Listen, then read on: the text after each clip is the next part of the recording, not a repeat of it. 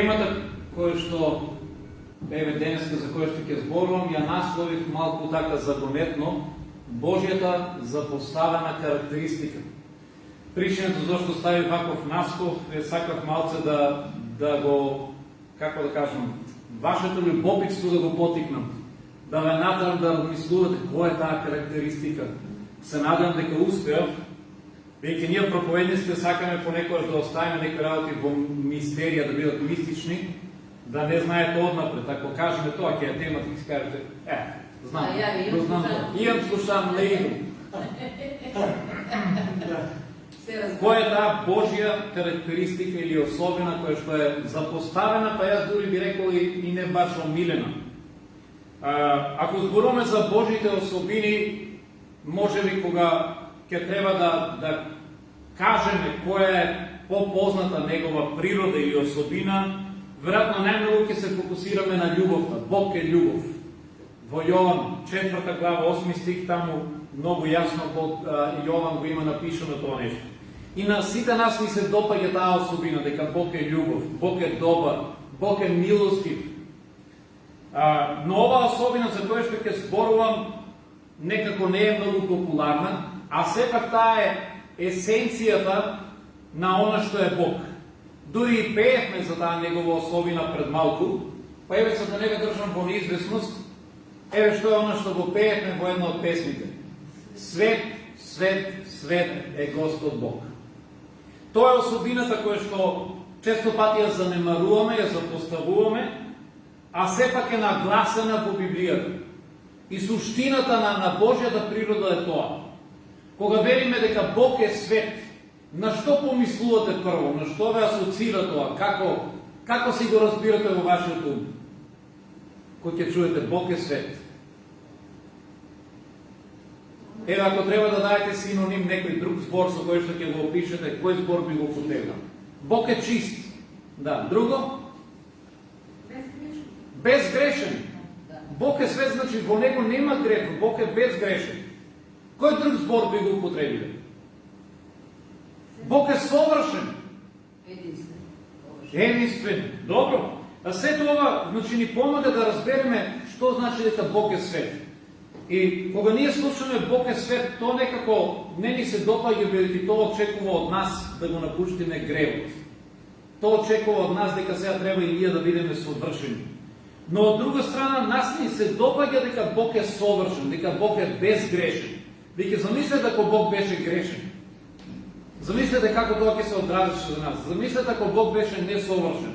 Постојано ако правеше некакви грешки, пропусти, мани. Но тоа што Бог е совршен, тоа дава надеж и на нас. Божјото совршенство е тоа што не привлекува. Во него нема ниту дамка на недостаток, несовршенство, греф, мана, нема ништо. Бог е комплетен. И тоа е неговата есенција, тоа е неговата природа.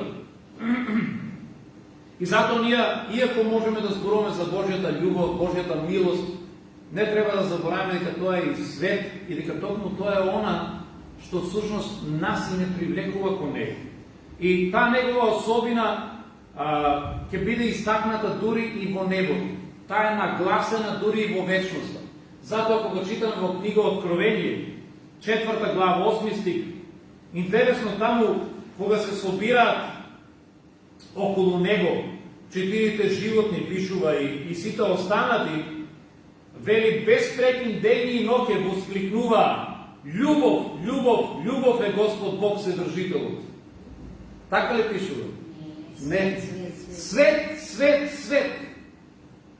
Гледате, ако ние би требало да пишуваме, ние веројатно би ставиле љубов. Но овде е нагласена токму оваа негова особина. Бог е свет, свет, свет. И тоа 3 пати се нагласува. Кога зборуваме за неговата светост, тоа значи дека Бог не дозволува ништо несвето, ништо нечисто да дојде, да допре до него. И тоа не значи дека во таа смисла кога Бог е свет, дека тој затоа што нас не мрази, не сака ние да се доближиме како грешни до него, него затоа што тоа е неговата природа и тој не може поинаку. Неговата природа не трпи, не дозволува несовршенство и не дозволува грех и нечисто. Споредете ја неговата светост со сонцето. Замислете, колко от нас можем да издржиме директно на слънце. Еве сега е лето, некои от нас ќе одиме може би на плажа да се слънчаме. Пробайте да се слънчате цел ден на слънце. Што ќе се случи? Абе, еден саат ако останете директно на слънце, следниот ден веќе ќе се мачкате со кисело млеко и нема да може никој да ве допре. Слънцето ви изгорело. Пробайте да гледате директно во слънцето. Колко ќе издржите да гледате? Сочите. Дали една минута ќе успееме? Сега, дали тоа значи дека нас слънцето не мрази? Кога Оливера ќе излезе на слънцето или Горан или Долба и сега слънцето вика, сега има да го испрашам, има да видиам. Не, едноставно тоа е неговата природа. Природата на слънцето е таква. Слънцето свети. И тоа испушта зрач, испушта топлина и ако сме во неговото присуство директно изложени, ние ќе изгориме. И исто и со Божјата светост. Тоа е Божјата природа и Божјата природа е таква. Тој не може да се промени. Затоа ние треба да се промениме. И Божјата природа не дозволува ништо несовршено и безгрешно. Дури и до таа мера што гледаме во Стариот Завет, Бог тоа нешто го применува со цел да ги научи Божиот народ на светост, на чистота. Тој тоа го применува дури и во ритуалната чистота. Го применува дури и во физичката, телесната чистота. И таму гледаме има закони за ритуална чистота, каде што Бог вели жена која што има менструален циклус треба да биде нечиста, не знам, една недела. Или ако некој се допре до мртво тело или до леш, до вечерта да биде нечист. Не знам, ако некој има краварење или ако има лепра, додека не го прогласи свештеникот, нека биде нечист. За некој работи си нечист една вечер, за некој си нечист 7 денови, за некој си нечист дури 40 дена. Пишува, ако жената роди машко дете, нечиста да биде 40 денови. Иако таа не е виновна за тоа нешто. Но затоа што се очистува, има крварење, Бог вели да биде нечиста и таа не смее да влегува во храмот, не смее да се добира до ништо свето, не смее да се најде во Божјото присуство или во нешто што представува Божјо присуство, до ништо што е Божјо присуство. И ова е нешто толку строго, Бог толку сериозно ова го зема, што дури имаме еден случај во Стариот Завет, каде што двата сина на Арон доваѓаат да кадат на Господа во шаторот и таму пишува дека тие зедоа тук оган. И тие принесоа оган кој што не беше од жртвеникот. Иако Бог ова го беше забрнил, тугиот оган се сметаше за нечист. Мораше да биде оган кој што е осветен од самиот жртвеник од олтарот. И сега двата сина на Арон доваѓаат и принесуваат нечист оган. Ти кажаме, добро де, што е толку страшно? Земале оган од туко место, дали од тука или од там, оган е оган. Но Бог кој што е свет не толерира ништо нечисто. И кога синовите на Арон влегоа за да му принесат, да му кадат на Господа, знаете ли што се случува? Оган пушти Бог од небото и двата синови на Арон во истиот момент беа изгорени, беа спржени. Оган ги проголта синовите на Арон. Ете, толку е сериозна Божјата светост. Тој не дозволува ништо нечисто. Но сега доаѓаме до еден друг момент. До сега ви зборував колку Бог е свет, колку тој е одвоен од гревот. И дори ова звучи застрашувачко. Си велиме, ако Бог е свет, тогаш мене ми е страх и да му придам, не сакам и да имам ништо во присуството на тој Бог. Но Бог од друга страна копне е да биде со нас и тој сака да најде начин ние во нашата грешност сепак да дојдеме до него. Тој сака да не направи свети. И затоа доаѓаме до еден друг момент. Во сите овие закони, некој ако е нечист не можеше да се најде во Божјото присуство, да влезе во Божјиот шатор или во Божјиот храм, да се допре до предмет кој што е свет. Но имаме момент каде што Бог ја заповеда Пасхата. Сите знаеме што е Пасхата. Пасхата прв пат беше воспоставена кога евреите избегуваа од Египет. И тогаш Бог им кажа на сите, секој семејство да се соберат дома во својот дом и да заколат јагне. И јагнето да го јадат сите заедно. И таа Пасха беше воспоставена како традиција за целиот Израел да го прават тоа постојано секогаш кога ќе дојде истиот месец. И што беше Пасхата, што символизираше таа? Јагнето кое што тие го јадеа го символизираше Исус. И затоа Бог велеше секој кој што е дел од Божиот народ треба да земе учество во јагнето. Но што е со оние кои што се нечисти? Во една прилика кога требаше Пасхата да се празнува, Мојсе свати дека помеѓу нив има некои кои што се нечисти. А од друга страна има заповед секој да учествува во Пасхата. Имаме една контрадикторност. И Мојсе реши да отиде да го праша Господа. И слушнете сега, за прв пат има исклучок по ова прашање. Господ му рече на Мојсија вака: кажи им на Израилевите синови, кога некој од среде вас или меѓу вашите потомци стане нечист од мртовец или ако е од далечен пат, сепак нека му ја подготвува Пасхата на Господа. Запишано во Броеви 9 глава, 9 и 10 стих го има тоа нешто. Погледнете, за прв пат во целиот Мојсеев закон нечистиот може да се допре до нешто свето. За прв пат среќаваме исклучок.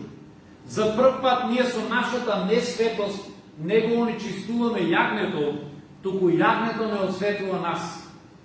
Гледате сега, и нечистиот може да празнува заедно со другите, и нечистиот може да јада од јагнето, да земе и да се допре и нема да го онечисти.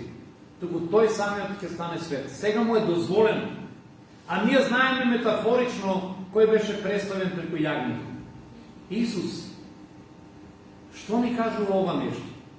Ова нешто ни кажува дека јас и ти, кои што сме несвети, јас и ти кои што сме грешни и ги знаеме нашите гревови, секој си го познава своето срце.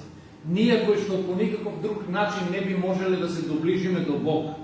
Бидејќи Бог е свет и рековме Бог во неговата светост, секој нечист и несвет ако му се доближи ќе биде изгорен. Ние сега имаме начин да дојдеме во Божјото присуство. И знаете ли кој е тој начин? Преку јагнето. Преку јагнето. Ако дојдеме кај јагнето и имаме дел од јагнето Божјо, во тој случај ние не го онечистуваме, него ние стануваме свети. Тоа е единствениот начин, единствениот пат да можеме и ние да бидеме со Бог. Токму затоа ние сме радосни што го имаме јагнето Божјо. Токму тоа е целата поента на доаѓањето на Исус на овој свет. Да не очисти нас, кои што сме несвети и нечисти. И тоа можеме да го видиме во многу библиски стихови. Исус во Јован 6 глава вели: а секој кој што доаѓа при мене нема да го испрва. Гледате, ако дојдеме директно кај Бог, ние во нашата светост ќе погинеме. Но Исус вели: ако дојдете кај мене во вашата грешност, јас нема да ви испрвам. Ќе бидеме при мене. Најпознатиот библиски стих, Јован 3 глава, 16 стих. Што вели? Бог толку го засака овој свет. Гледате, Бог и понатаму не љуби, иако е свет. Но тој заради неговата светост не може да дозволи кај него да дојдеме такви како што сме. И затоа во Јован 3:16 вели: Бог го засака светот, што го даде својот единороден син, да не загине секој што верува во него, туку да има живот вечен. Значи, единствен начин да не загинеме заради Божјата светост е ако поверуваме во Исус, ако го одбереме јагнето Божјо. Само преку јагнето ние можеме да се најдеме во Божјата светост. Само преку него можеме да дојдеме до светиот Бог. И токму затоа зборовите на Исус во Јован 14 глава 6 стих, кои што звучат многу филозофски, многу апстрактно, сега добиваат смисла. Знаете ли кои се тие зборови? Исус рече: јас сум патот, вистината и животот. Никој не доаѓа при Отецот, освен преку мене. Сега го знаем. Ми текнува. Гледате, предходно и јас кога сум ги читал овие стихови, ми звучаа многу филозофски, многу апстрактно. Што значи тоа Исус? Јас сум патот. Како може човек да биде пат? А сако има на него? Што е како е патот? Или јас сум вистината? Како? Но овде Исус сака да каже дека ако сакаме да ја стигнеме Божјата светост, можно единствено преку него. Тоа е патот. Тоа е јагнето кое што нас не очистува. Мораме да вкусиме од јагнето, мораме да го прифатиме него со сето срце во нашите животи. Мора да поверуваш во јагнето Божие. Ние не можеме да бидеме со Бог ако претходно не сме очистени и осветени во крвта на јагнето. Дури и Мојсей, кој што имаше близок однос со Бог, за него пишуваше дека тој разговараше со Бог лице во лице. Тоа не значи дека буквално Бог му се јавува во лице, него Библијата сака да каже дека Бог разговараше со него директно. Без посредници, без некои пророци, што имаше директно му окажуваше и Мојсей го слушаше неговиот глас и Мојсей му одговараше. Што е убаво ако можеме така да разговараме со Бог директно. Тој ти зборува, ти му зборуваш. Но дури и Мојсей, кога еднаш посака да го види вистински, физички лицето Божјо, знаете што му рече Бог? Не можеш да го видиш моето лице и да останеш жив. Зошто? Затоа што Бог е некој мистериозен, па не сака никој да му го види лицето? Не, туку затоа што Божјата светост е толку голема, што ние не можеме да обстоиме во неговото присуство. Ако некој би го видел лицето Божјо, би умрел на лице место. И ако сега Бог би се појавил тука и со неговото присуство би дошол помеѓу нас, ние не би останале живи. Затоа што ние се уште во нашата грешност не сме совршени. И токму затоа кога Мојсей посака да го види неговото лице, Бог му рече: јас ќе поминам покрај тебе и ти ќе го видиш само мојот грб, но нема да го видиш моето лице. Не можеш да ја видиш мојата целосна светост. Јас не знам како изгледало тоа што Мојсей видел. Не знам, воопшто не можам да си замислам како изгледа тоа грбот на Бог. Што видел Мојсей? Еве една представа за тоа како веројатно изгледало. Веројатно кога Мојсей бил засолнет во таа пукнатина за која што пишува, тој е видел некаква само светлина како минува, но не го видел целиот одраз на неговата светост. Не ја видел целата негово присуство. И ние не можеме тоа да се го објасниме, но поентата е дека ние не можеме да издржиме во целосната светост Божија. Па и не само тоа, ние не можеме да издржиме и помало ниво на светост. Пишува на едно место кога Мојсей беше со Бог, 40 дена помина заедно, и Мојсей кога се симна од планината, знаете ли што се случи со лицето на Мојсей? Светеше, да. Лицето на Мојсей светеше. И Библијата кажува дека лицето на Мојсей светеше до таа мера, што луѓето што разговараа со него не можеа да го гледат директно во лице. Им сметаше. Светлината на Мојсей им сметаше, а замислете камо ли светлината на Бог. И Мојсей мораше да става како невеста, да става превест на лицето, за да може да ги заштити од светлината што рефлектираш од него. Не дека Мојсей не сакаше да го видат неговото лице или го криеше, па тие веќе знаеа како тој изгледа. Поентата беше да ги заштити од светлината, бидејќи таа беше премногу силна. Божјата светост и присуството на таа Божја светост предизвикува ние да го засолнуваме лицето, но таа предизвикува и нешто друго. Често пати Божјата светост прави ние да сме свесни за нашата грешност. Се го почувствували ли тоа? Знаете, кога Исаија, например, пишува во 6 глава, пророк Исаија, кога се најде во неговото присуство, тој знаете ли како реагираше на светоста Божја? Рече: тешко мене, зашто јас сум човек со грешни усни, со нечисти усни. Исаија веднаш ја, како да кажам, ја препозна својата грешност. Кога сме во есенцијата на Божјата светост, кога се најдеме во неговото присуство, ние одма стануваме свесни за нашата грешност. Тоа исто како, замислете да сте извалкани, да имате извалкани јалишта или да сте целите извалкани, ама до сега да сте биле во темнина. И наеднаш некој ќе го запали светлото. Што се случува наеднаш? Велите: леле, јас сум бил извалкан, леле, јас каков сум бил. И веднаш сакате да се криете, нели? Особено ако има луѓе, викате: ева, како сум јас.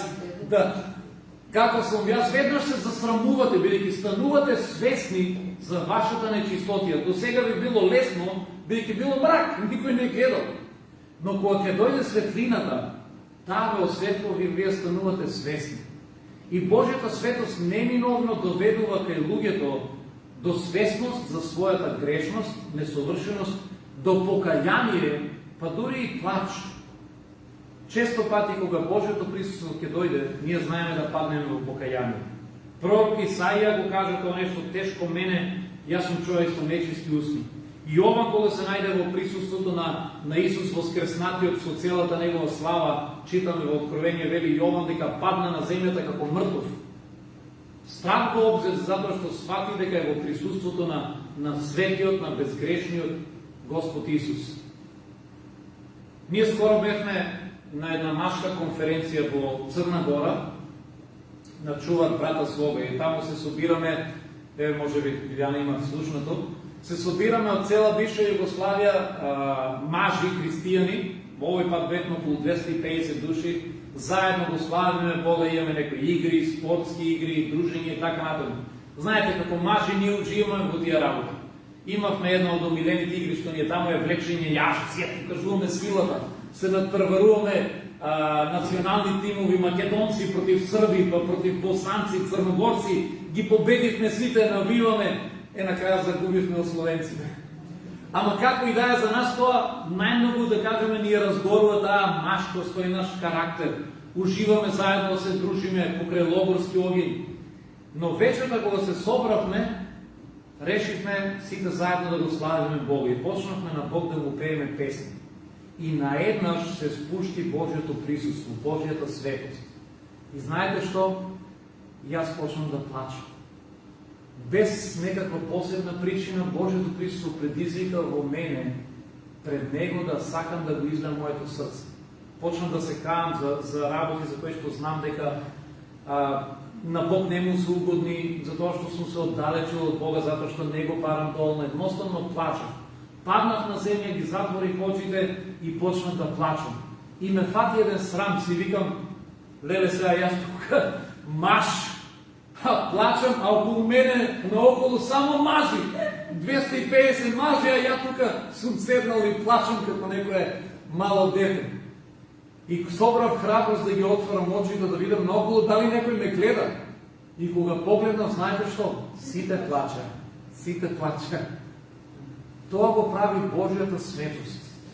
Кога ќе се најдеме во присуството Божјо, кога Неговата светост ќе допре до тебе, таа предизвикува да се очистува твоето срце. Тогаш сакаш и ти да бидеш како Него. Тогаш си свесен за твојата грешност и велиш, Боже, очисти ме. Очисти ме, не сакам да има во мене ништо несвето. Тоа треба да е резултатот кога ќе се најдеме во Божјото присуство, во Божјата светост. Тоа треба да е резултатот кога ние ќе вкусиме од јагнето Божјо, бидејќи тоа единствено може да не направи свет. Знаете, ние се обидуваме многу пати како христијани со наши сили да бидеме свети.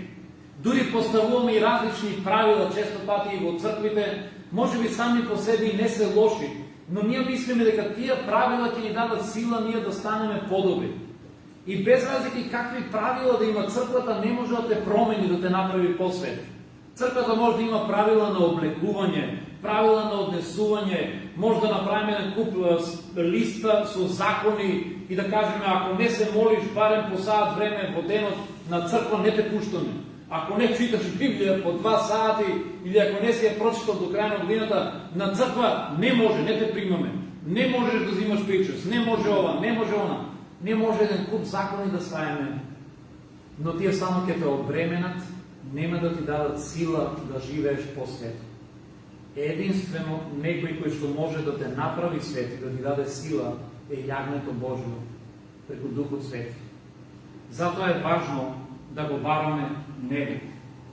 Во 2 Коринтијаните, 3 глава, 18 стих, ни се кажува како ние доаѓаме до светоста. Знаете, Мојсе кога беше во присуството Божјо, тоа го направи да свети неговото лице. Присуството Божјо. Тој помина 40 дена во Божјото присуство заедно со Бог. Замислете ако ние така поминуваме квалитетно време со Бог и нашето лице ќе свети. Може би не буквално, но ние ќе светиме со нашиот живот. Еве што ни кажува 2 Коринтијаните, вели, сите ние пред чии лица нема превес. Мојсе имаше превес. Ние немаме, Вели сме одраз на славата Господова како во огледало.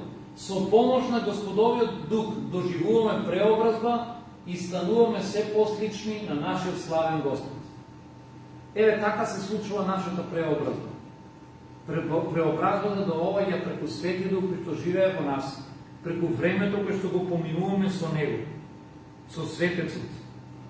Нашиот народ празнува светци, но единствениот вистински светец е Исус Христос. Да? Затоа што ако читаме во Библијата, ќе видиме дека сите ние сме светци по милост.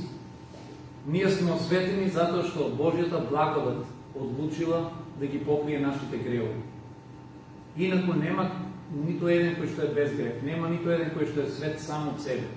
Исус е единствениот кој што не направи грев. Тој е единствениот светец. И затоа преку Неговиот дух ние се осветуваме. И сега тука има еден друг момент.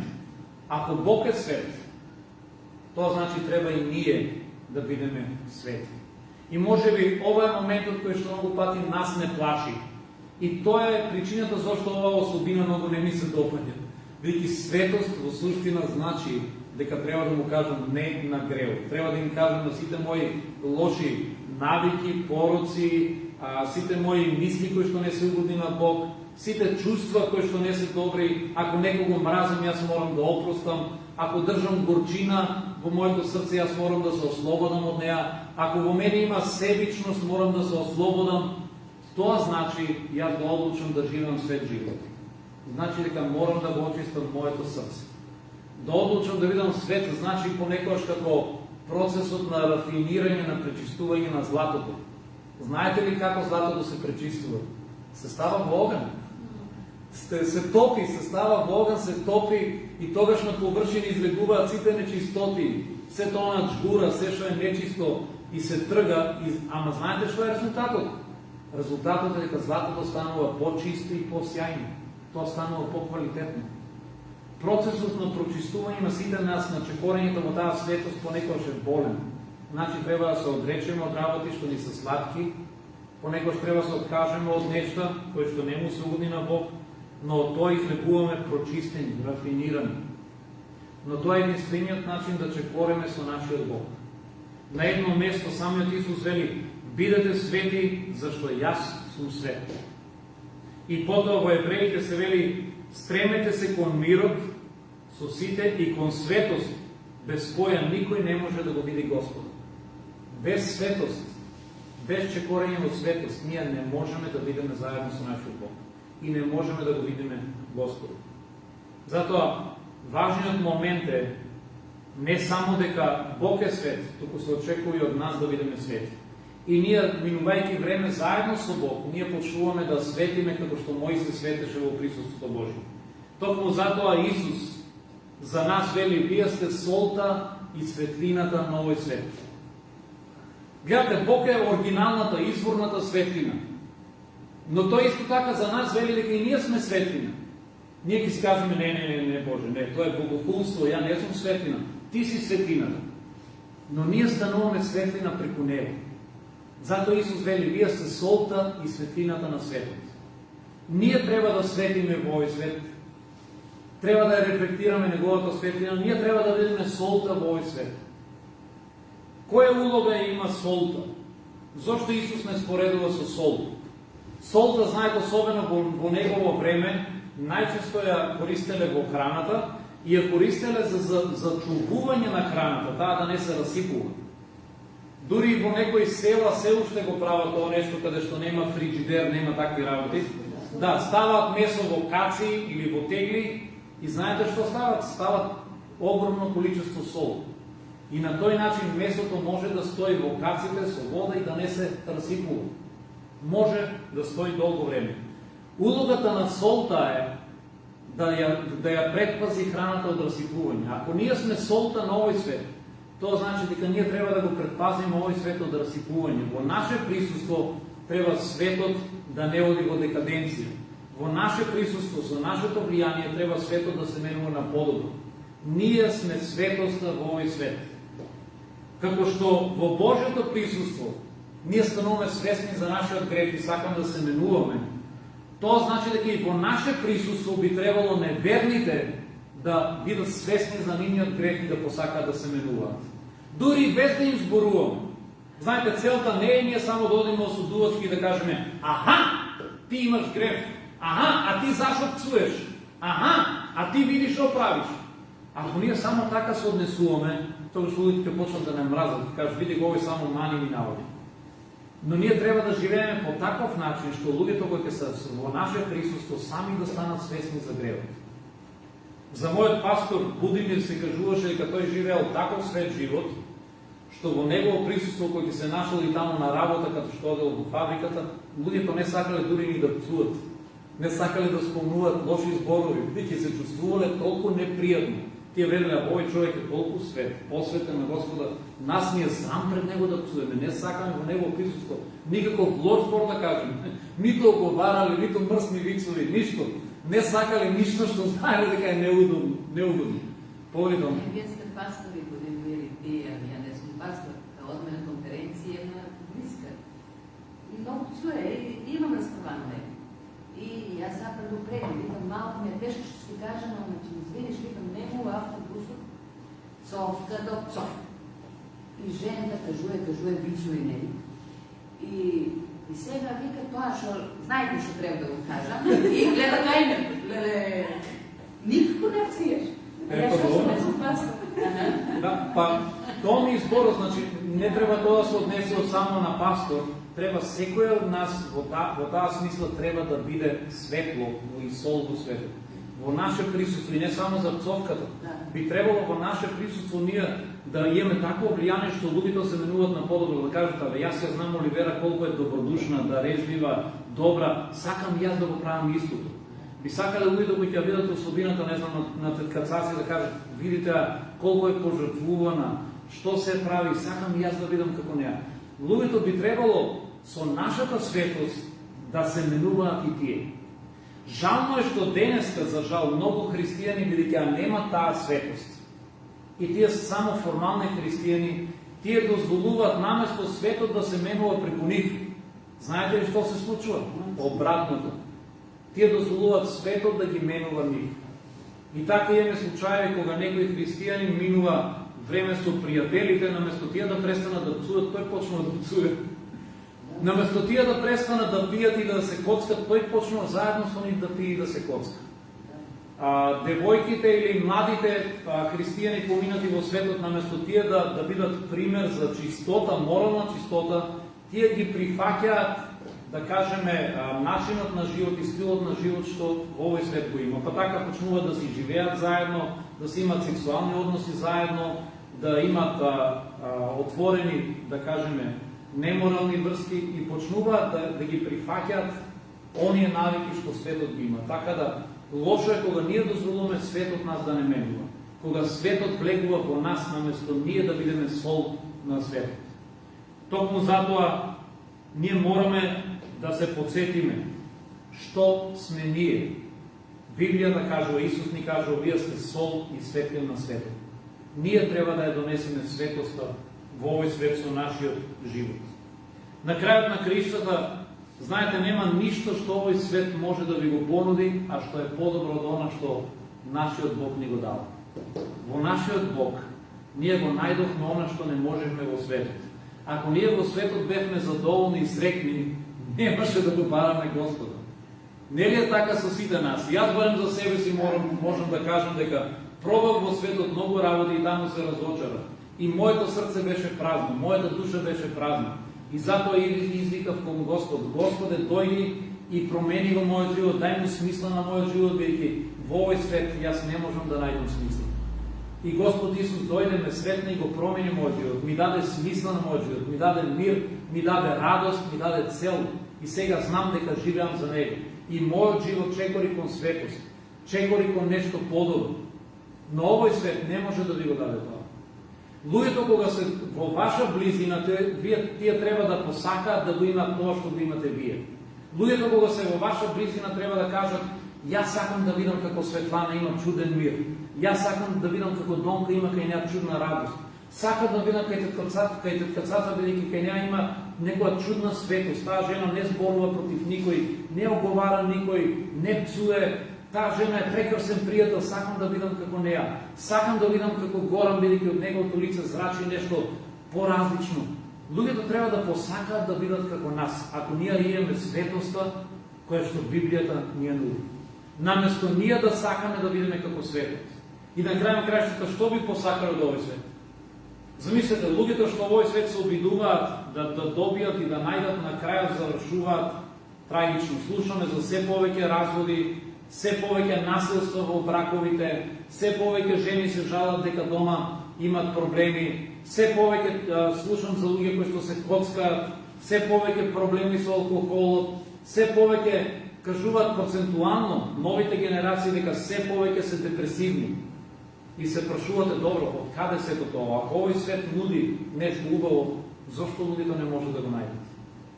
И што ви посакале? Можете ли да се замислите, седите до некој пијаница и велите, абе ти шо убаво се опиваш, би сакал и ја да бидам како тебе? Или седиш до некој коцкар, бе, велиш, леле шо убаво ги трошиш парите, бе, де научи ми мене и јас сакам така да ги трошим. Да. Замислете, седите до некој човек кој што е пропалица, викате, бе, колку убаво се разведуваш ти, до 6 пат веќе си се развел, де научи ми, ја не ми успева мене. Никако сакам и јас. Да. Колку убаво си ја тепаш жената, може ли јас така, колку убаво се карате дома? Кој од нас завидува на овие работи?